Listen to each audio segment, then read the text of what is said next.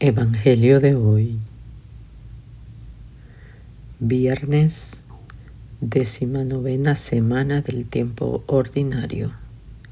Memoria de San Maximiliano María Kolbe, presbítero y mártir. Memoria de San Maximiliano María Raimundo Kolbe, presbítero de la Orden de los Hermanos Menores Conventuales y mártir, que fue fundador de la Milicia de María Inmaculada, deportado a diversos lugares de cautiverio. Finalmente, en el campo de exterminio de Auschwitz o Auschwitz, cerca de Cracovia, en Polonia, se ofreció a los verdugos para salvar a otro cautivo, considerando su ofrecimiento como un holocausto de caridad y un ejemplo de fidelidad para con Dios y los hombres. 1941. Primera lectura. Lectura del libro de Ezequiel, capítulo 16, versículos del 1 al 15, versículos 60 y 63. Tu belleza era completa con las galas con que te atavié y te prostituiste. Me vino esta palabra del Señor: Hijo de Adán, denuncia a Jerusalén sus abominaciones, diciendo: Así dice el Señor, Jerusalén, eres cananea de casta y de cuna. Tu padre era amorreo y tu madre era hitita. Fue así tu alumbramiento. El día en que naciste, no te cortaron el ombligo, no te bañaron, ni frotaron con sal, ni te envolvieron en pañales. Nadie se apiadó de ti haciéndote uno de estos menesteres por compasión, sino que te arrojaron a campo abierto, asqueados de ti, el día en que naciste. Pasando yo a tu lado, te vi chapoteando en tu propia sangre, y te dije mientras yacías en tu sangre: sigue viviendo y crece como brote campestre. Creciste y te hiciste moza, llegaste a la sazón, tus senos se afirmaron y el vello te brotó, pero estaba desnuda y en cueros. Pasando de nuevo a tu lado, te vi en la edad del amor. Extendí sobre ti mi manto para cubrir tu desnudez. Te comprometí con juramento. Hice alianza contigo, oráculo del Señor, y fuiste mía. Te bañé, te limpié la sangre y te ungí con aceite.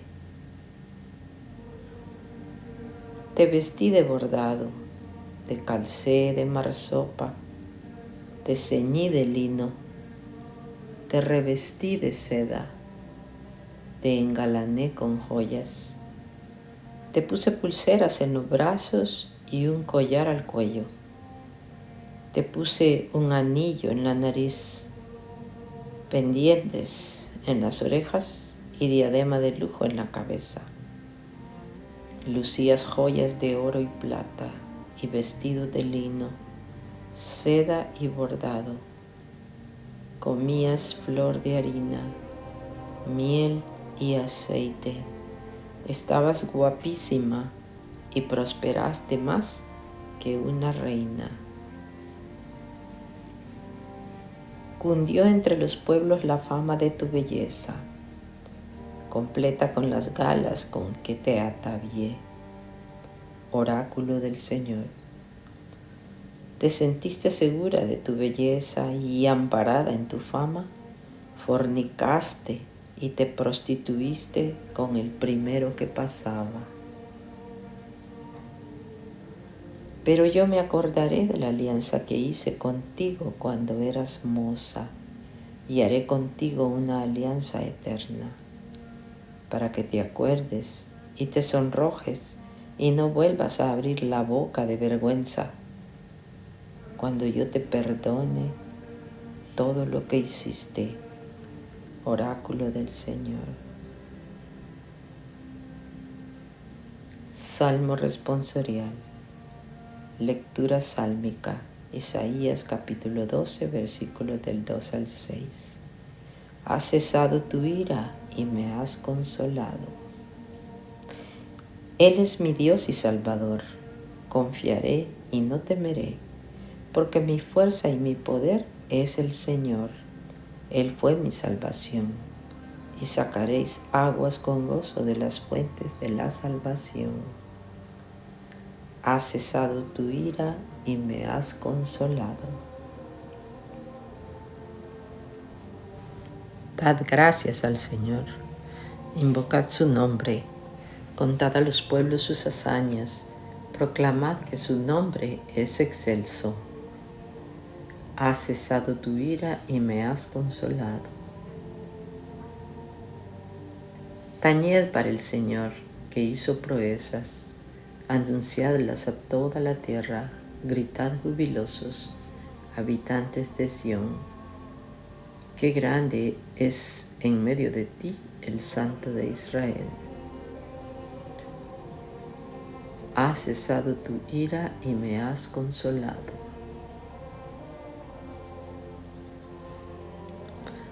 Versículo antes del Evangelio, Primera de Tesalonicenses capítulo 2, versículo 13. Aleluya, acoged la palabra de Dios, no como palabra de hombre, sino cual es en verdad como palabra de Dios. Aleluya. Santo Evangelio. Lectura del Santo Evangelio según San Mateo, capítulo 19, versículos del 3 al 12. Por lo tercos que sois, os permitió Moisés divorciaros de vuestras mujeres, pero al principio no era así. En aquel tiempo se acercaron a Jesús unos fariseos que, para ponerle a prueba, le dijeron: ¿puede uno repudiar a su mujer por un motivo cualquiera? Él respondió: ¿no habéis leído que el Creador desde el comienzo los hizo varón y hembra? Y que dijo: por eso dejará el hombre a su padre y a su madre, y se unirá a su mujer, y los dos se harán una sola carne. De manera que ya no son dos, sino una sola carne. Pues bien, lo que Dios unió, no lo separe el hombre. Dícenle, pues, ¿por qué Moisés prescribió dar acta de divorcio y repudiarla? Díceles, Moisés, teniendo en cuenta la dureza de vuestro corazón, os permitió repudiar a vuestras mujeres, pero al principio no fue así. Ahora bien, os digo que quien repudia a su mujer, no por fornicación, y se case con otra, comete adulterio. Dícenle sus discípulos: si tal es la condición del hombre respecto de su mujer, no trae cuenta casarse. Pero él les dijo: no todos entienden este lenguaje, sino aquellos a quienes se les ha concedido. Porque hay eunucos que nacieron así del seno materno, y hay eunucos que se hicieron tales a sí mismos por el reino de los cielos. Quien pueda entender, que entienda.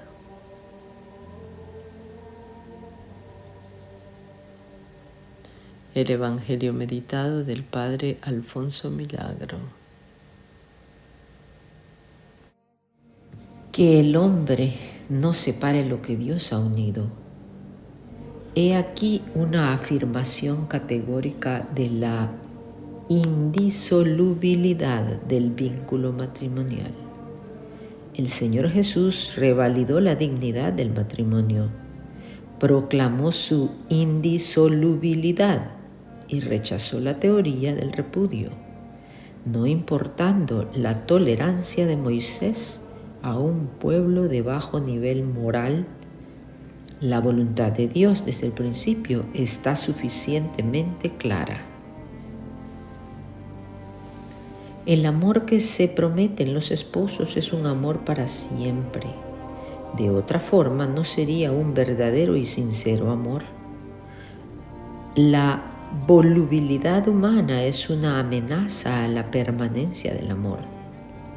La intervención de Dios en la unión de los esposos es garantía de la indisolubilidad del sacramento. Esta unión es una obra de la creación y está formalmente determinada en la ley. Es obra de Dios en la que el hombre no puede intervenir. La unidad y la indisolubilidad del matrimonio son dos cualidades establecidas por Dios, que ni la misma Iglesia puede disolver. Piensan algunos que la Iglesia es demasiado terca en defender esas dos cualidades y que si cediera en este punto sería mejor mirada y aún tendría muchos más adeptos. La Iglesia no es terca. La Iglesia es fiel a lo mandado por Dios. Y la Iglesia no puede menos de ser fiel. Por eso ha defendido siempre, aún en los tiempos de la mayor relajación de costumbres, la unidad y la indisolubilidad del matrimonio. El matrimonio tiene su cruz.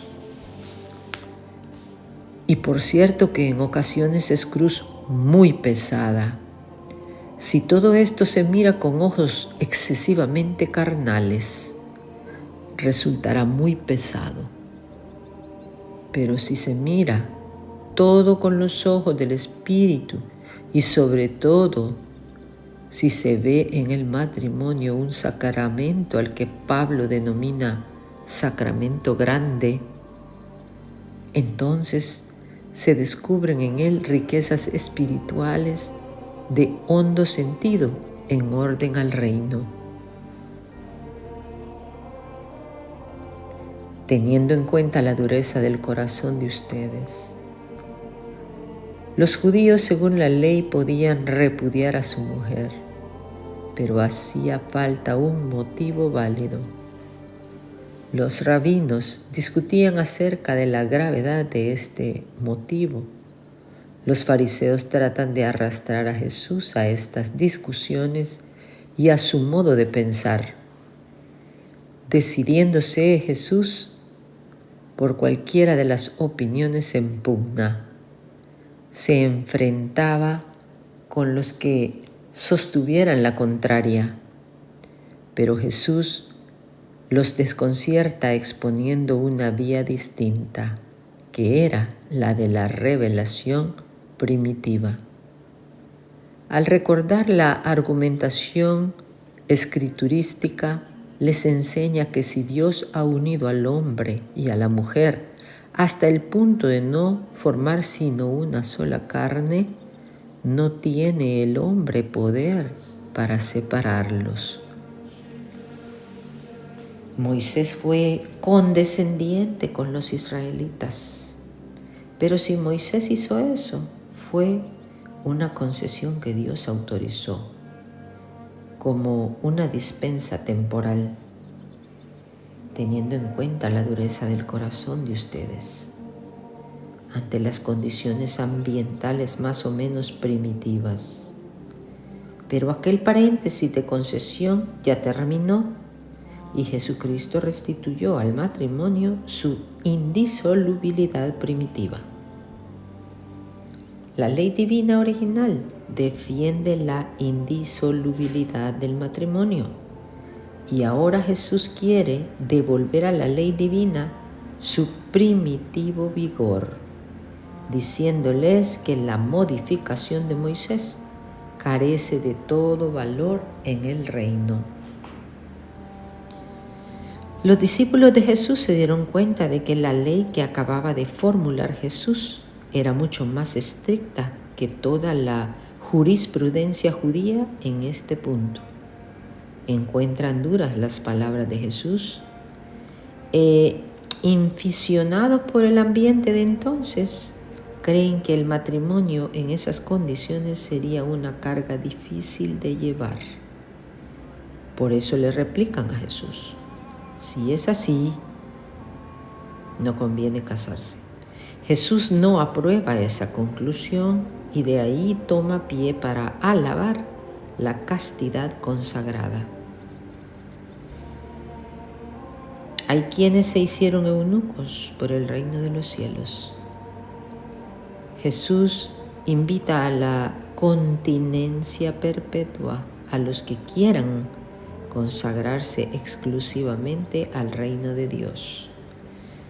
Jesús abre un nuevo camino, el celibato. Mejor aún, la consagración virginal.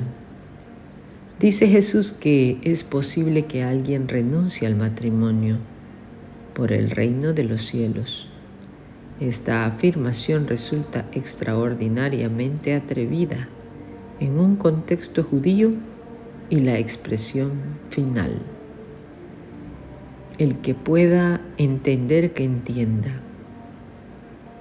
Demuestra que él tiene conciencia de que hay aquí un desafío, pues les habla de un nuevo estado desconocido y mal juzgado entonces, el estado de virginidad elegido voluntariamente y no sin especial llamado de Dios, y elegido para siempre y por amor a Dios. Este ideal de consagración no es válido para todos, sino para aquellos que han recibido el don divino. No todos pueden comprender este ideal, sino aquellos a los que Dios llama a tal estado, aquellos que tienen la firme voluntad de guardar la perfecta continencia con miras al reino. Vivencia. Tú tienes que saber ya cuál es el estado de vida en el que Dios te ha señalado un puesto para que lo sirvas. Que cada uno siga el camino que Dios le señale, ya sea el camino del matrimonio cristiano o de la soltería en el mundo, ya el de virginidad consagrada en el mundo o en la vida religiosa. Cada uno deberá disponerse para llegar a conocer el plan de Dios sobre él. Para ello no debe fijarse en las espinas que pueda hallar en el camino, pues todas las vocaciones y todos los estados tienen su parte de cruz, que es imprescindible para poder seguir al Maestro en condición de discípulo suyo.